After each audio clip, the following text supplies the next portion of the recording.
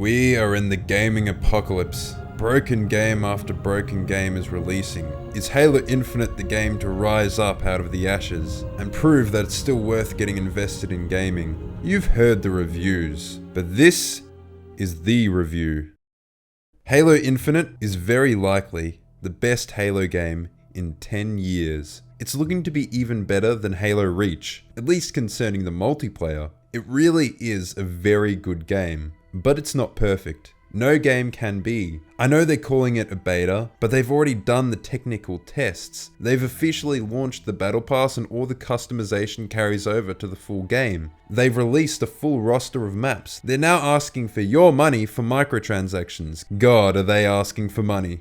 I think it's fair at this stage to treat this game as if it has been released. I think it's fair to do so as soon as they're asking for your money. But besides that, what is it that makes Halo Infinite so damn fun? What allows it to trounce its competition? Well, for one, its competition is dog shit. I think Halo Infinite has staying power, I really do. It's because 343 finally has a solid understanding of what makes Halo fun. It's due in large part to the learned knowledge and experience of 343 Industries. You see, everyone can agree that Halo 4 and 5 were controversial, that they hemorrhaged players due to their significant changes across every facet of the game. You see, 343 had the funding, they had the expertise, and yet they couldn't nail Halo. That's because Halo is a different breed of shooter. It's completely different from standard shooter expectations. Halo is unlike anything before it, besides perhaps little hints of Marathon, and unlike anything after it, besides the tiny shreds of inspiration remaining in Destiny. It's a separate ecosystem. 343 is essentially a multi-million-dollar research project. There's a reason no other dev could make a Halo clone, let alone a Halo killer. It relies on so many quirks of design that seem counter to what you'd expect from a shooter. You can map 343's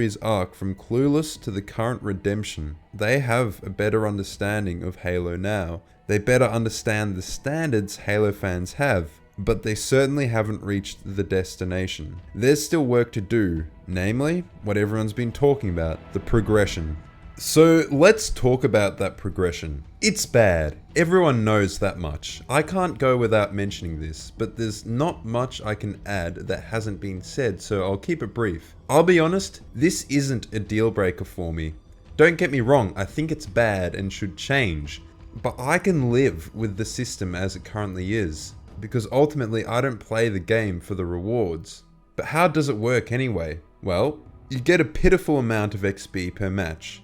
You have to do very specific tasks in very specific modes to complete challenges. It's extremely limiting, like Wraith kills for example. It isn't just incentivizing you to play a given playlist. You have to load into big team battle, but you also have to hope that the game you load into is the 1 in 25 match where a Wraith even spawns. Then you have to wait until the very end of the match, and then hope you get what you want and nobody steals it from you. It's not just that it barely rewards new players and free players, it gives glacial progress to people who pay for it. At the end of the day, it's not something that destroys the game. It's still fun. I play it for fun. But incentives are important. It's what keeps a lot of other people playing. It is going to affect the population. And yeah, I know 343 pledged to improve it. I know they've already implemented a band-aid solution, but they're still ultimately asking for your money. And a lot at that. The cosmetics are really expensive. It's one thing to compare this system to other games, but the fact is, Halo fans have higher standards. We've had better already. Downgrading to something that's industry standard is still a downgrade. We shouldn't just turn Halo into a gacha game. The crux of the issue is that we already knew about this system for over a year. How did they let it turn out this way? We called it out back then. I let my concern be known and people flamed me for it. I don't want to toot my own horn, but I really did call it with this video 2 months ago. We knew this was happening. Don't let them get away with this just because it's a beta. We've known about this system for ages and have been calling them out. We were concerned that armor coatings would limit customization, and we were assured that it wouldn't. People defended it. What have they to say now?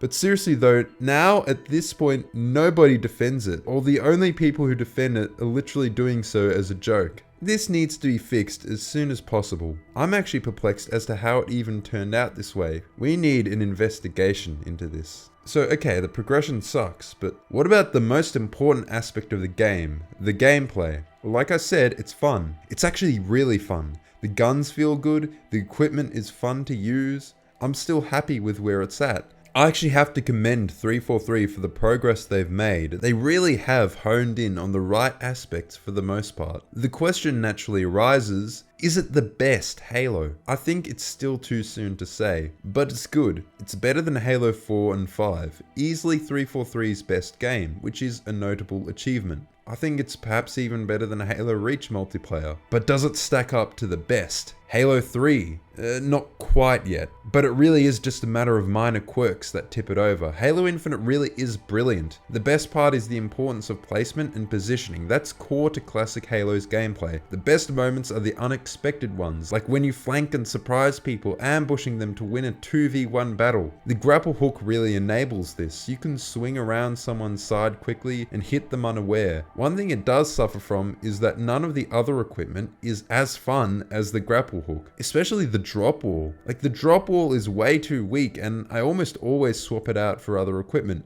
But what are those gameplay quirks that I mentioned earlier that drag the experience down? Well, for one, it feels like there's a lack of content. Obviously, that'll change with time, but I'm reviewing it now, and at this point, there isn't enough. The content isn't even that sparse in actuality. There are 10 maps. Halo 3 launched with 11, Halo 2 launched with 9, and all of the maps are original as well, which is cool, and they're not Forge maps either. So what gives it the sparse feeling? Oh, I think it's a combination of the slow unlocks, the fewer features like Forge, and most importantly, the lack of playlists. There's quick play, competitive, and big team. Oh yeah, and there was that limited time event Fiesta. But that's it. No infection, no objective, no free-for-all, no action sack, and no SWAT to contain the Call of Duty casuals. I get that you want to make sure there are no barely populated playlists. You couldn't have a huge list like Halo 2, but you need more than you have right now. It's also frustrating that we have no map voting, no veto, plus it breaks up lobbies as well. Halo 3 had skill-based matchmaking in every playlist, and even it had a feature to keep lobbies from disbanding after every match. It's the lack of choice that really epitomizes the experience in this game. It's also very unwieldy to mute people in-game. Now what about the gunplay? The guns are mostly new, and they are mostly good. It's the biggest reimagining of the Halo sandbox ever. I'm glad they brought back the classic, iconic rocket launcher, but I'm not sure why it doesn't have a scope. It's literally always had the same scope. The Mangler is good, in fact it's great, and I'm not sure why people say it's bad. It's a one shot plus a melee for the kill. It's less like the Mauler and more like the Halo Combat Evolved pistol with bullet drop off and bonus melee damage. The Ravager is disappointing. It looks fearsome, and it's literally called the Ravager. Why is it so weak? The Cinder Shot doesn't really earn its gold tier power weapon status either. The Hydra is painfully weak, although occasionally useful against vehicles. The one concern is how many of these picked up supposed power weapons have less utility or more niche utility than the default assault rifle that you spawn with. You're meant to have an incentive to hunt the map for better weapons, but what's the point when the weapons you can pick up aren't really better? Like the Sentinel Beam, for example. The Sentinel Beam feels kinda weak for the amount of kick it has. Besides the gunplay, there's the melees, and the melees do feel a little off. A lot of people were under the impression that there's no collision with enemy players. Apparently that's not true, but I can see why people felt that way, considering I felt that way as well. It does feel like there's no collision. It's so easy to run right past an enemy player when going in for the melee. It's so easy to miss melees, and it's frustrating. And the vehicles?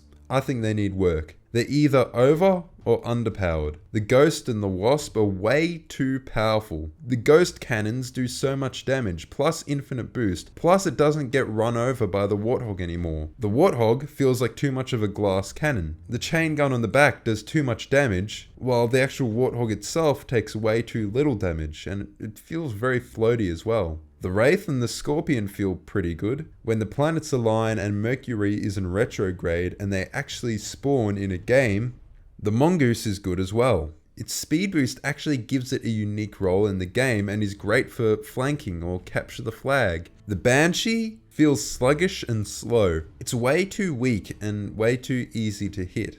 I also got to mention the mobility. Sprint is, at this point, barely noticeable. You can reload while sprinting. It's only 9% faster than walking. This is probably the best implementation of sprint yet. But that doesn't mean it's a good thing. The levels still have to be expanded. Plenty of levels still have sightlines that are like long corridors. It still stops you from shooting while also moving top speed. You still can't sprint in every direction. Sprint is still effectively a 9% speed penalty for moving backwards. It's a 9% speed penalty for shooting. I don't think sprint is a positive, but it doesn't really detract too much. I think the sprint implementation at least shows that 343 understands Halo better. After hearing the criticism towards sprint, they could have just nerfed it by making sprint limited, by giving you stamina, but that would have made things worse. We hate sprint because of how it affects the flow of the game. I think stopping to get your breath back every so often, like in Halo 4, is worse for flow. In fact, I think they should buff sprint. I like that you can sprint with the flag and reload while sprinting, but they should let us shoot while sprinting, and let us sprint backwards,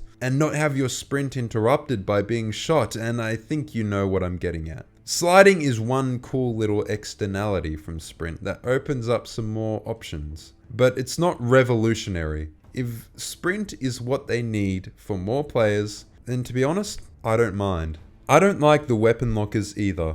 I think they introduced limitations. I understand why they exist. Timing weapon spawns was always one of the most frustrating skill gaps for new players in previous games. It took time to remember spawns for each map, but it's limiting. Every grenade has to be picked up off the floor. Every weapon has to be picked up off the wall. It also kills the aesthetic of a map. How can you have a banished map with UNSC weapon lockers on the wall? But the worst aspect, easily, is that some of the weapons are control based. The shock rifle, the stalk rifle, the heatwave, the bulldog. What control based means is that the weapon will not start respawning on the rack until the previous weapon picked up off the rack either despawns or runs out of ammo. Some people said that this is fine because it benefits the better team, right? Well, no. This is a rich get richer style of game design, like kill streaks from Call of Duty. If you're doing well, maintaining a monopoly over the weapons, 343 shouldn't just make it easier for you to do so. You should have to keep fighting to maintain map control, to maintain your lead. I haven't actually heard the justification for this system from 343. It's bad that this affects weapons like the shock rifle, one of the main anti-vehicle weapons. Luckily, it doesn't affect too many weapons. The most powerful power weapons aren't tied to this system. It'd really suck if they were. I do want to stress that none of these things are game breakers. They're minor aspects that do detract from the experience. The map design overall is good. I was a bit concerned with what we saw in the beta with maps like Bazaar and Livefire, but those are probably the weakest maps, similar to the Halo 3 beta having Snowbound. All the big team maps are pretty good so far, with High Power being my standout. Behemoth is probably the best. Aquarius and Streets are close contenders. I was initially concerned about Streets due to its apparent Halo 5-iness. Plus the game journalist tier reveal. But it's really pulled through. It has PowerPoints in the form of this balcony and A-site, which give good sightlines over areas of the map. It is kind of a 3-lane design, but far more open, way more fluid. I didn't like Bazaar and Livefire. I think I didn't have fun on them because they're 3-lane maps. They use a 3-lane design, like Counter-Strike or something out of the bad Call of Duty games. You mean all of them? And some people are confused about this. 3-lane maps basically means the map is a grid of 3 by 3 lanes through and across, with maybe a couple paths cutting through each lane. They have very limited sightlines, often very long sightlines, like lanes. This style of design wasn't especially prevalent in Halo before. And, like maps like the Pit weren't really 3-lane. There were 2 lanes on top of each other, adding up to more of a symmetrical 2 by 5 lane map design. When you think of classic Halo maps, Midship, Lockout, the Pit, Guardian, they're always much more open. They can be symmetrical or asymmetrical. They don't funnel you into specific paths. They're designed more in terms of power positions. There are often areas of the map that give a significant advantage to the player holding said area. It gives them good sightlines and favorable cover. They're hard to hold due to their many angles of attack, but they're worth holding. That's risk versus reward. That's map control. Compare this to maps like Livefire. The sniper tower has 2 angles of attack, and one of them requires a grapple hook or a pulsar. The tower has very limited sightlines. The 2 sides of the map with the more important areas are largely occluded by these giant blocks. And then there's the narrow corridor that goes down the middle, the kind of Death Valley. There are no particular points worth fighting over and holding supremacy over, not to mention the fact that the cover is afraid of giving you the advantage. It's always blocky, always uniform. They're literal blocks, for God's sake. This cover doesn't really give an advantage to one side over the other. Compare this to a map like Behemoth. Why is it so loved? I think in part due to the Forerunner geometry offering more interesting angles and shapes to fight around. Many diagonal walls that confer an advantage to one player over the other.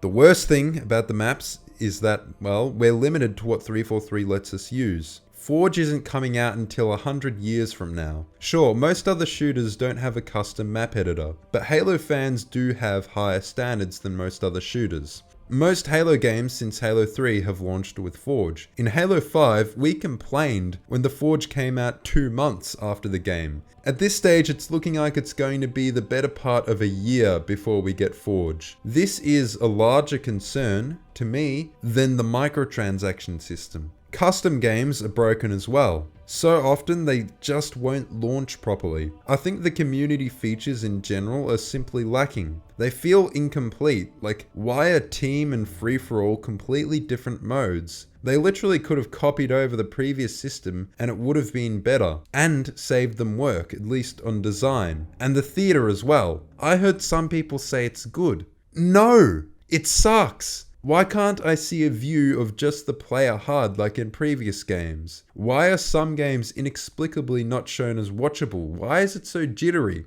I use theater in previous games like MCC to record my gameplay. It lets you select the most interesting games with the best moments. It also means that your games are saved there to go back to and record. It's so useful in case the footage gets screwed up because the game's eating up all of your CPU.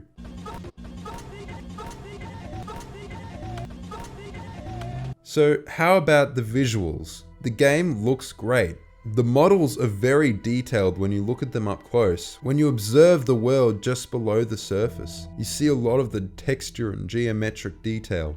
The greatest achievement is their ability to include this detail while still not looking too busy. It's an incredibly delicate balance. It has a deceptively simple presentation. The art direction itself is improved. They have a more solid idea of how they want the UNSC to look. Fewer organic shapes, those are better suited to the Covenant. The designs are more reminiscent of Alien again. The armor sets also look good. I think the samurai armor is a good example of subtly introducing more unrealistic styles while still not straying too far, and most importantly, well, maintaining the subtlety. One issue that I have with the armor and the art direction as a whole is that it's a little bit derivative. A lot of the armors are just kind of uninteresting, and yes, I know how that sounds, just coming off Halo 5 where we complained about them not understanding the Halo art direction and then saying that these armors are too reminiscent of the Halo art direction. And look, I mean, it's definitely an improvement over their previous efforts. There aren't any that are downright ugly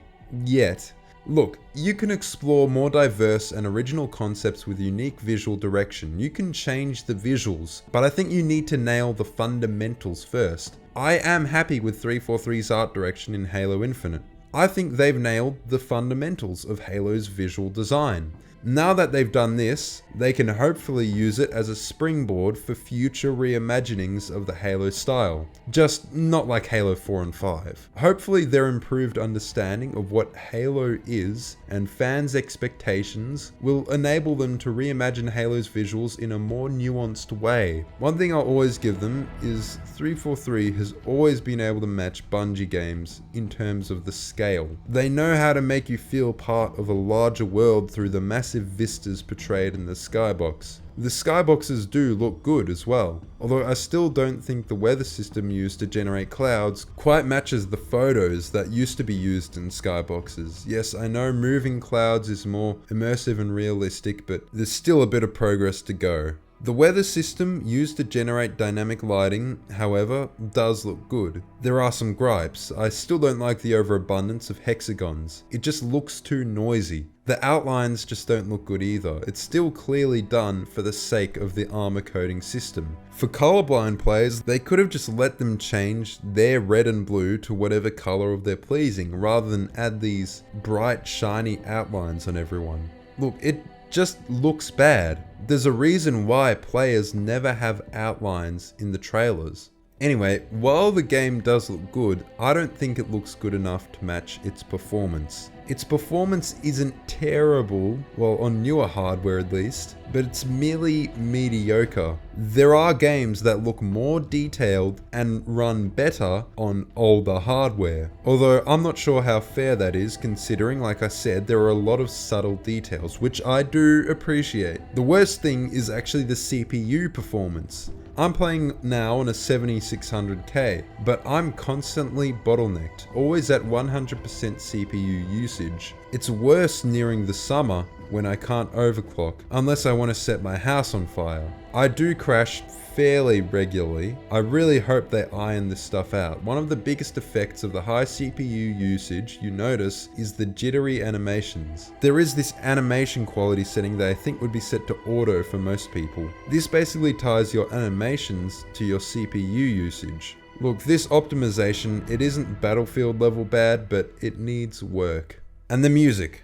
It's good. Every original composition is good. The uses of the classic motifs are great as well. One could say it is a bit over-reliant on existing Halo leitmotifs, but then again, so was Marty. And again, previous 343 games have been too limited in the use of classic Halo themes, so to complain about the opposite makes it seem like I can't be pleased. Look, I do prefer this. What we have is good. The soundtrack is great. The kind of semi-post-rock is good, but it doesn't excite me. Everything I've heard is pleasant. Everything has been well composed. I think the soundtrack will be well suited to the open world and its soothing textures and familiar melodies. I like that it's got a diverse range of styles, but I want to hear more bass. I want more of that high tempo, the Celtic percussion, those drums. Case in point, Under Cover of Night is missing the bass part played on the Roland keyboard. Obviously, the keyboard doesn't matter, but it needs to have a more present bass.